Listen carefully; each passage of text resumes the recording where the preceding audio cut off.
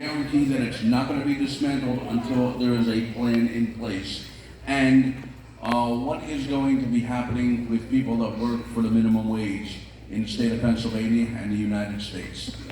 Yeah, so first of all, on the Affordable Care Act, Donald Trump has made very, very clear we do not want people dying in the streets in the greatest country in the world. We want to make sure Americans have the best health care, the best health care options, and of course we're going to protect people with pre-existing conditions. But the way that you do that is by promoting transparency. And Donald Trump, more than any president of my lifetime, you know what he did? He promoted transparency in our healthcare system, and he went to war with Big Pharma to lower costs for American citizens all over the country. And that's exactly what he's going to do again.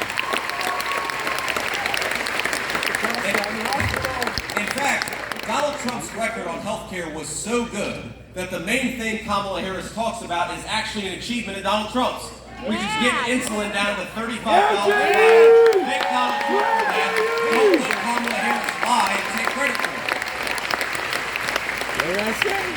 And the question he asked about the minimum wage. Look, we want every American who works hard and plays by the rules to earn a good enough wage to support their families, put food on the table, and if, God willing, that's their dream, to buy an American home.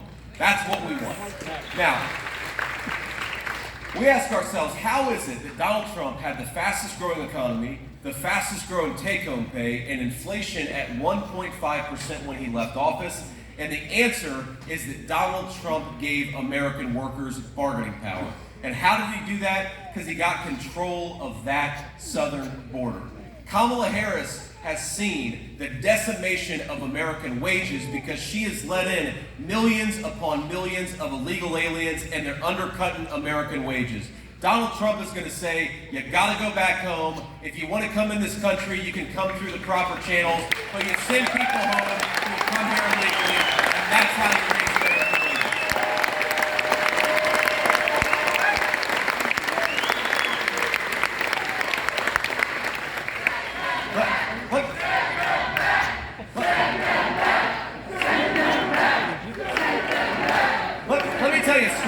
Let me tell you a story, sir, just to illustrate this point.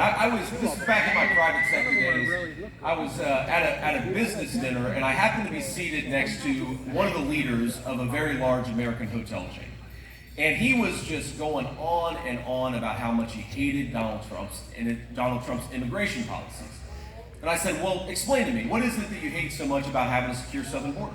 And the guy said, well, because I can't hire illegal immigrants who will work for cheaper, I've got to pay my American workers a higher wage. And I said, well, that's a good thing. Paying American workers a higher wage is exactly what we want out of American economic policy.